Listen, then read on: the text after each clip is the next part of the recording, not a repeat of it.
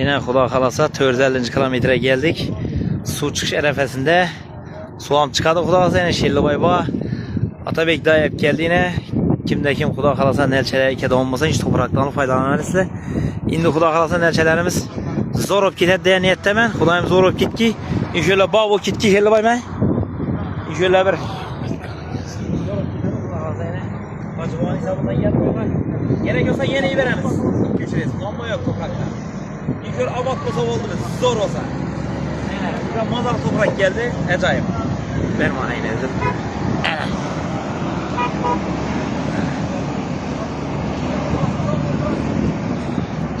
Yani toprak gerekiyorsa yeni aytatsak geliremiz. Su çıksa oldu Xudo kalasa. Gılamlıysa. Gel suda. Yani toprak taşadı. Esertir Atabek ya. İnşallah toprak gerek yine Xudo kalasa. Diagnoz taşı Allah yine. Suyun nefesine çıkaracak gibi attı yani suyunu. 450 kilometre numara deyin. Xudo kalasa öyle bir zor olup gitedi belli. Acayip koladı yine.